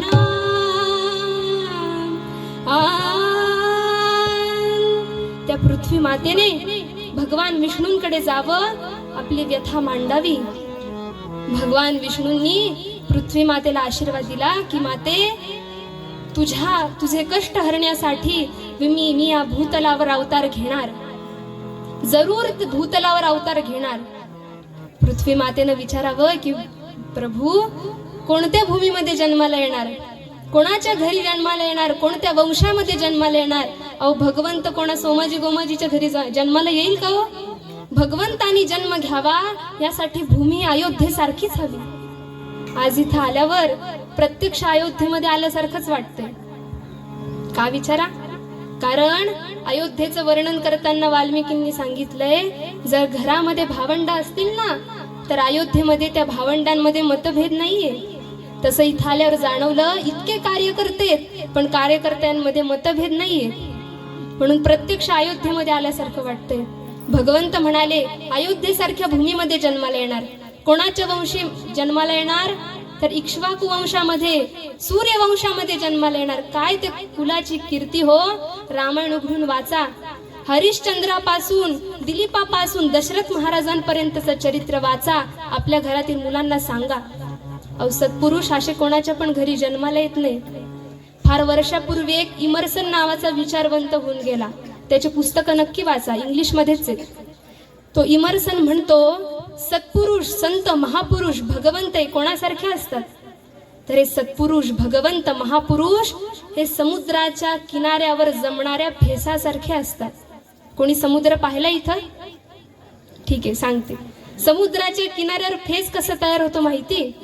तर समुद्रामधून एक लाट त्या किनाऱ्यावर यावी लागते, त्या किनाऱ्यावर आदळावी लागते, आदळून पुन्हा किनाऱ्यामध्ये जावी लागते. अशा 1 लाटी, 10 लाटी, 100 लाटी, 1000 लाटी जेव्हा त्या समुद्राच्या किनाऱ्यावर, त्या समुद्रातून येतात, किनाऱ्यावर धडकतात आणि पुन्हा समुद्रात जातात ना, तेव्हा कुठे जाऊन त्या समुद्राच्या किनाऱ्यावर फेस तयार होतो. तुम्ही म्हणाल त्याचा संबंध काय? जेव्हा आपल्या कुळामध्ये अशाच सत्कर्माच्या लाटी, अशाच सत्संगाच्या लाटी, अशाच नामस्मरणाच्या लाटी जेव्हा येतील, भगवंताच्या पायावर आदळतील आणि पुन्हा निघून जातील ना, तेव्हा कुठे जाऊन एक सत्पुत्र आपल्या वंशामध्ये जन्माला येईल. मी आता नामस्मरण केलं आणि उद्या माझ्या कुळामध्ये रामचंद्र आले असं होणार नाही.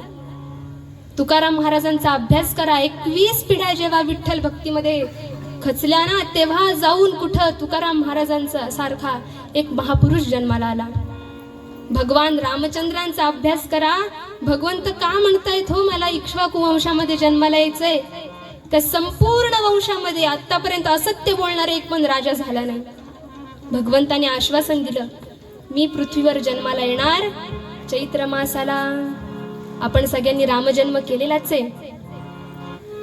तेव्हा भगवंताच्या जन्मासाठी जेव्हा पुत्र कामेष्टी नावाचा यज्ञ करण्यात आला, त्या यज्ञामध्ये इतकं, त्या यज्ञामध्ये सगळ्यांनी सुंदर प्रकारे सगळे आचरण केले. त्याचा प्रसाद म्हणून प्रत्यक्ष यज्ञ नारायण प्रसन्न झाले आणि त्या यज्ञ नारायणांनी दशरथांना सुंदर असा चरू शिजवून दिला, पायस नैवेद्य दिला. दशरथा घे हे पायस दान. सुंदर असा पायस दशरथांच्या हाती दिला. आणि आता नीट ऐका बरं का, अग्निनारायण काय म्हणाले की दशरथा, तुझ्या राण्यांना यथाधिकार हा पायस वाट. त्याप्रमाणे दशरथ महाराजांनी तो पायसाचा द्रोण हातात घेतला आणि आपल्या सर्व राण्यांजवळ आले. फक्त 3 राण्या नव्हत्या बरं का दशरथ महाराजांना, भरपूर राण्या बसलेत. आज जितक्या महिला मंडळ बसलेत तेवढा मंडप भरलेला होता. दशरथ महाराजांनी पहिले कौसल्य मातेला बोलावून घेतलं. त्या पायसाचा अर्धा भाग केला आणि अर्धा पायस संपूर्ण कौसल्य मातेला देऊन टाकला. आता उरला अर्धा भाग. त्या अर्ध्या भागाचे देखील 2 भाग केले. त्यापैकी 1 भाग सुमित्रेला दिला आणि उरलेला जो अर्धा भाग होता तो शेवटी कैकेयी मातेला दिला. पहिले कौसल्या, नंतर सुमित्रा आणि त्यानंतर मला दिला.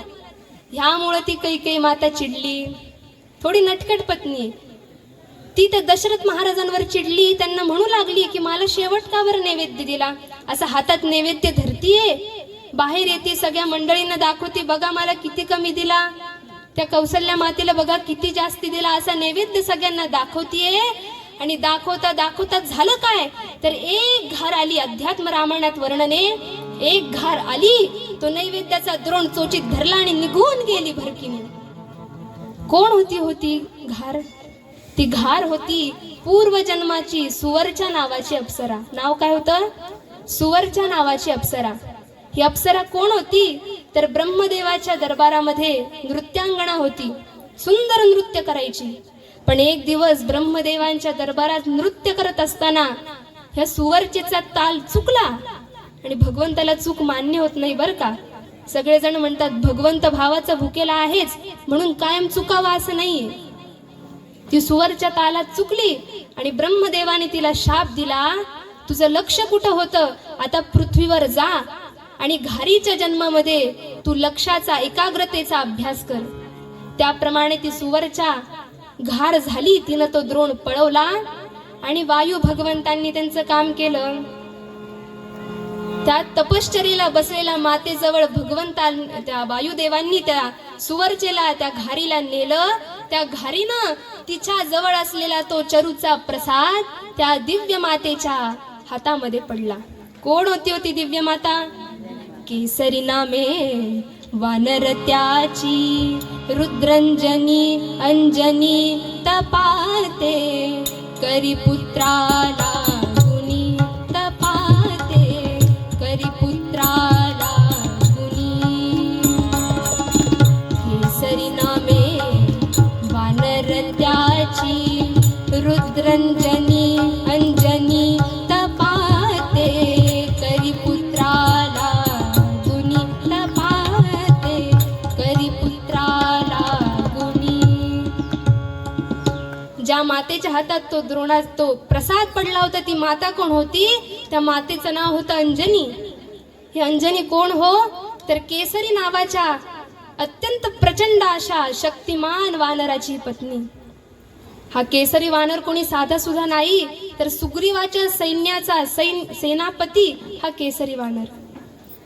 केसरीचा आणि अंजनीचा प्रपंच सुंदर चाललेला, परंतु घरी संतती नाही, म्हणून ही अंजनी माता तपाला बसलेली भगवान शिवांचं तप करतीये.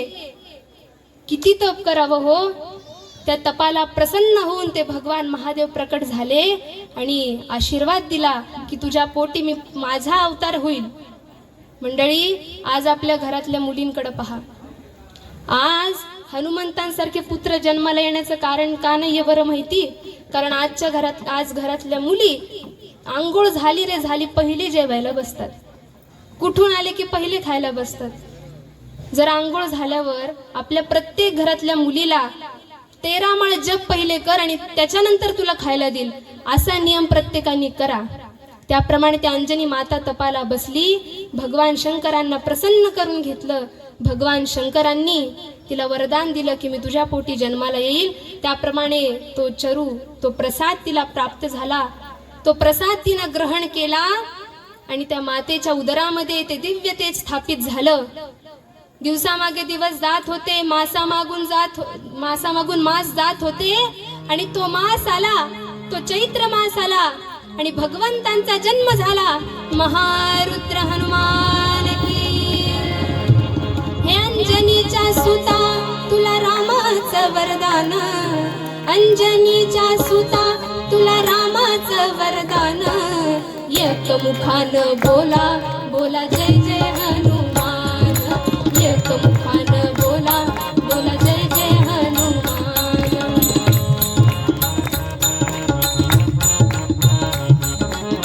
अंजनीच्या सुता तुला रामाचं वरदान, अंजनीच्या सुता तुला रामाचं वरदान.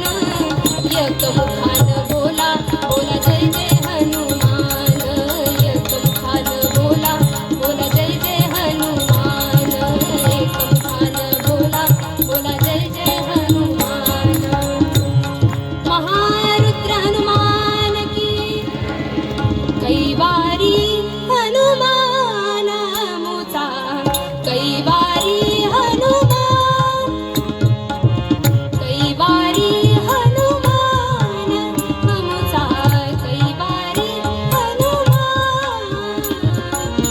पाठी असता तो जग जेठी, पाठी असता तो जग जेठी. वरकड काय गुमान अमुचा, कैवारी हनुमान अमुचा, कैवारी हनुमान. राजाधिराज प्रभु रामचंद्र महाराज की.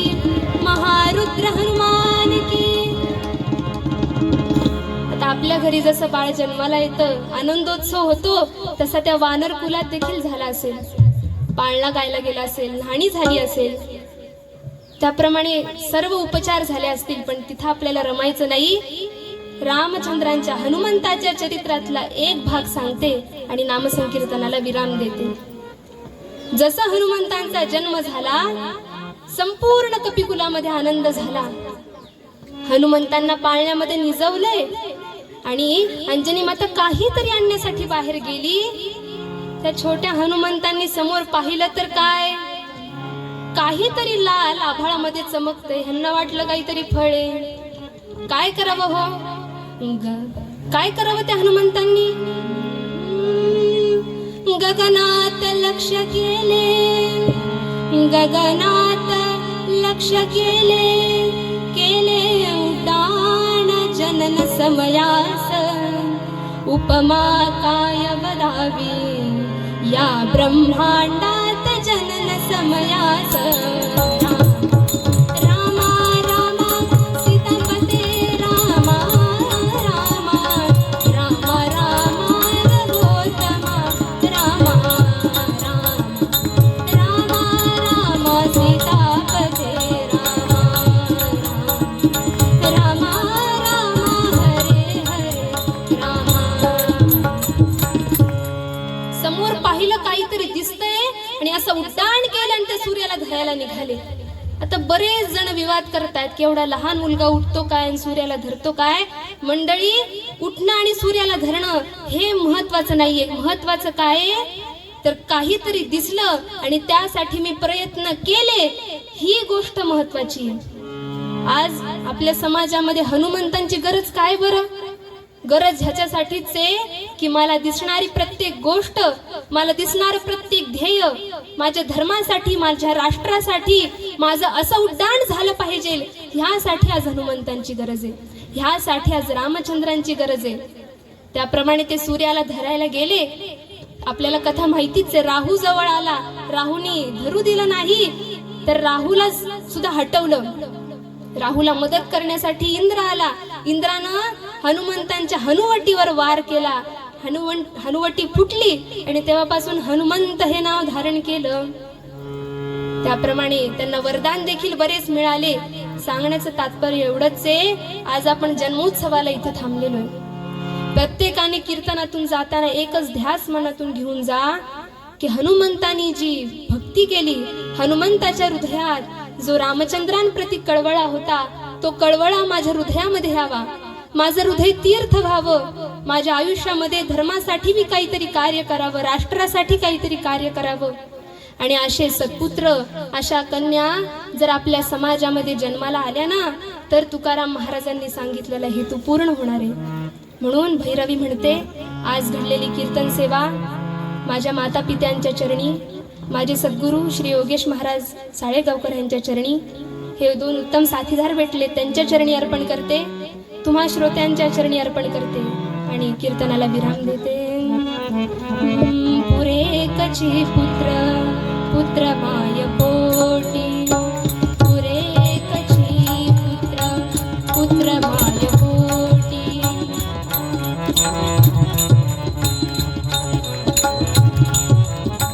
पुरे कची पुत्र पुत्र माय पोटी. नामस्मरणी उद्धारी पुळे कोटी, नामस्मरणे उद्धारी पुळे कोटी, पुळे कोटी. पुरे कशी पुत्र पुत्र माय पोटी.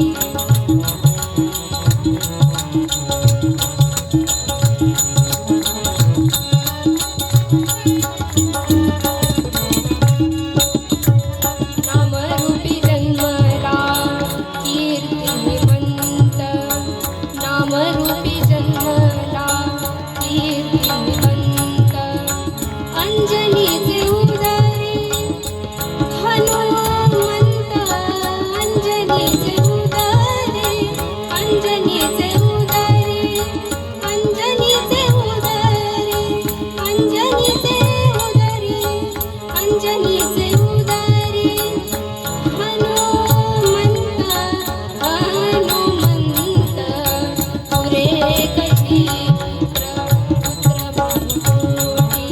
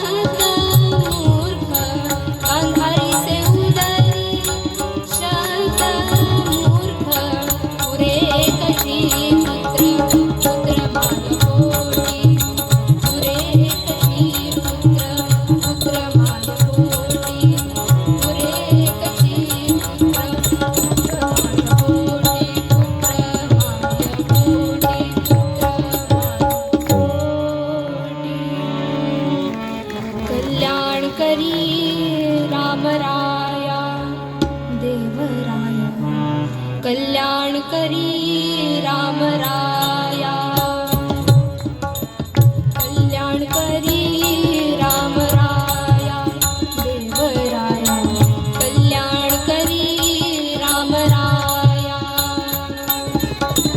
जनहित विवरी जनहित विवरी जनहित विवरी जनहित विवरी जनहित विवरी कल्याण करी राम राया देवराया कल्याण करी राम राया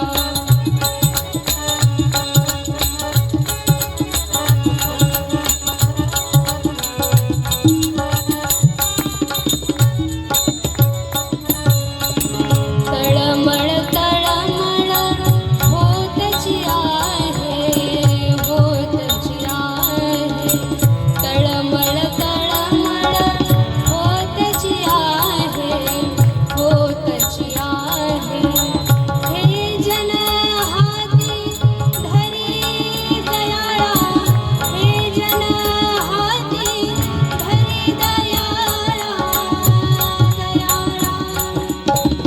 दयाळा हो कल्याण करी राम राया देवराया कल्याण करी राम राया देवराया कल्याण करी राम राया राम राया राम राया सदा सर्वदा योग तुझा घडावा तुझे कारणी देह माझा पडावा उपेक्षू नको गुणवंतानंता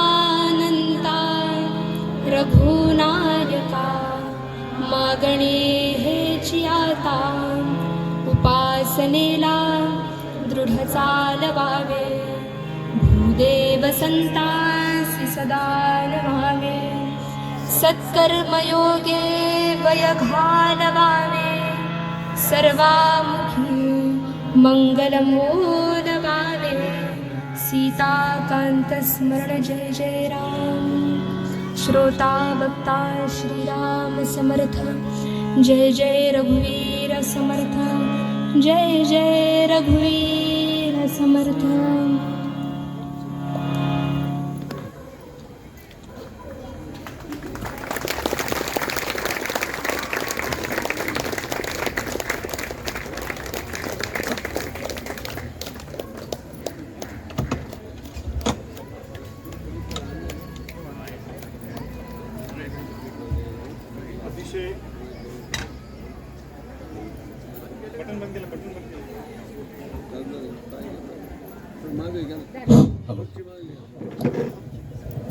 अतिशय रसपूर्ण भक्तिमय वातावरणात ताईंनी आपल्याला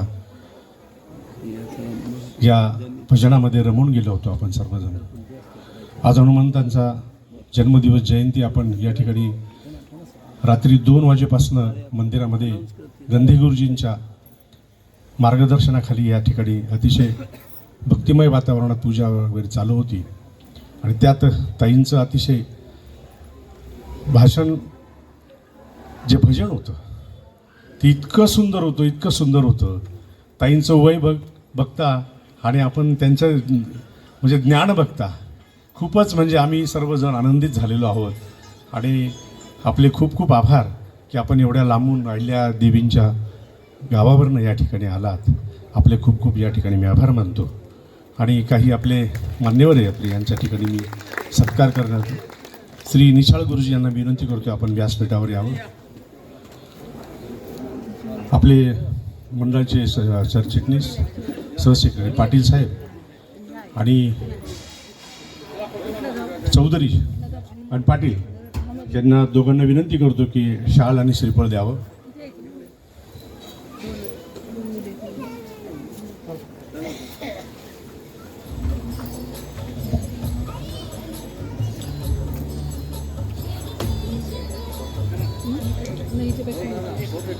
तुमचं करता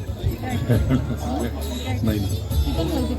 एक असं म्हटलं जातं की पुत्र भावा ऐसा गुंडा ज्याच्या पुत्री म्हणजे पोटी जन्म व्हावा. अशा ह्या म्हणजे ज्ञानवंतांच्या पोटी हे आपल्या ताईंचा जन्म झालेला आहे.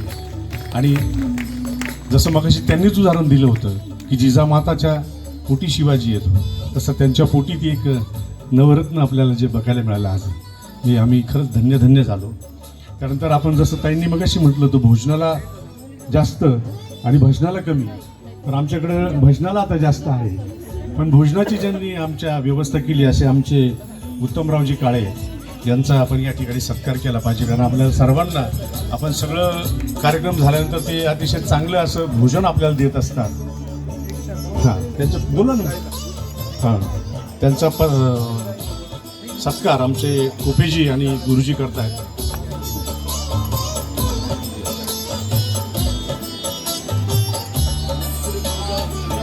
खान की जय जय.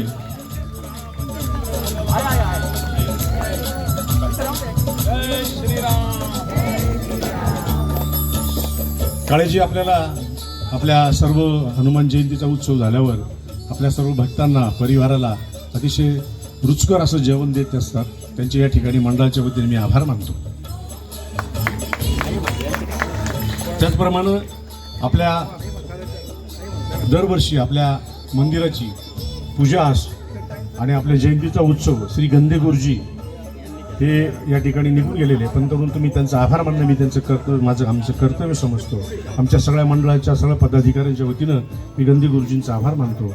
आणि आमच्या ताईंना परत एकदा मी कुमारी रेणुकाताई मिसा यांचा सन्मान आमच्या कुलकर्णी ताई यांनी करावा असं मी त्यांना विनंती करतो.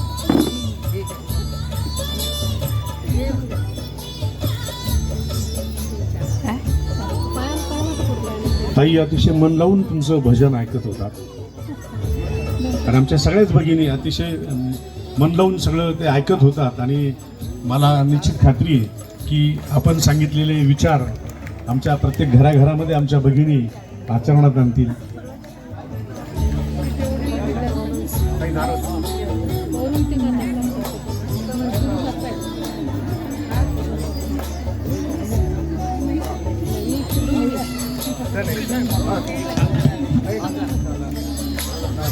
त्याचप्रमाणे जो हा ताईंना इथं आणण्याचा जो योग आला त्याला कारण आपल्या परिसरातील अतिशय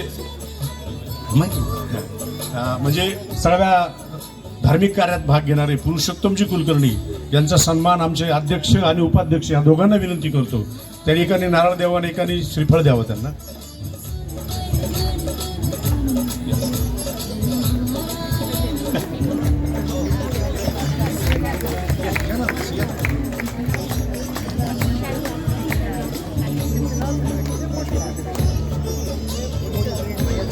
आणि श्रोत्यांनो, तुमच्याशिवाय हा कार्यक्रम होऊ शकत नाही.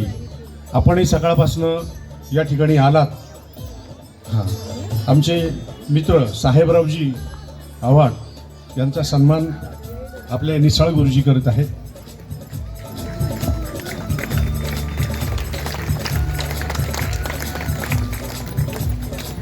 पुन्हा एकदा मी आपल्या सर्व भाविकांचे आभार मानतो.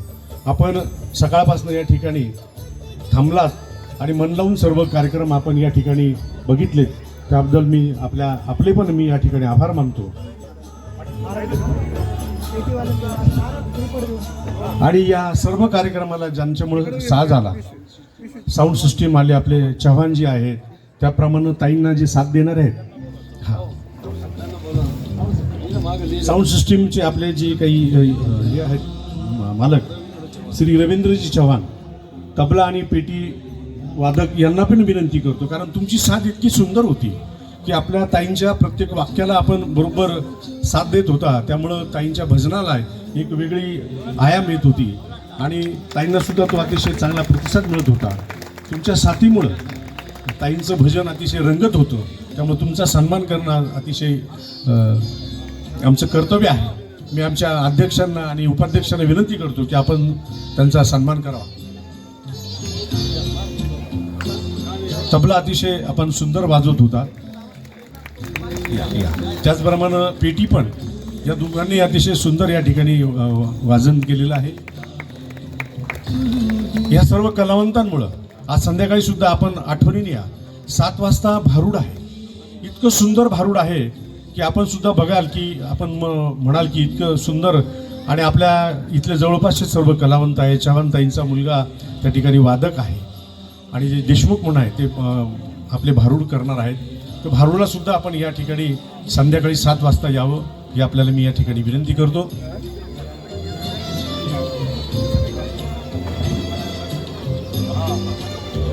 पुन्हा माता भगिनींना एक आपल्या ताईंबरोबर फोटो घ्यायचा असेल तर हा आपला सत्काराचा कार्यक्रम झाल्यावर ताई इथे थांबणार आहे.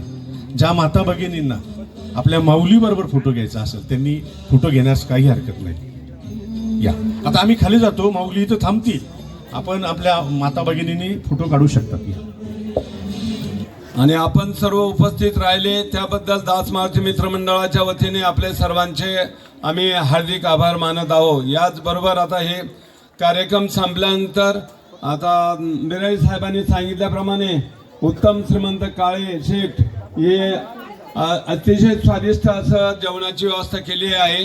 सर्वांनी त्याचा उपभोग घ्यावा ही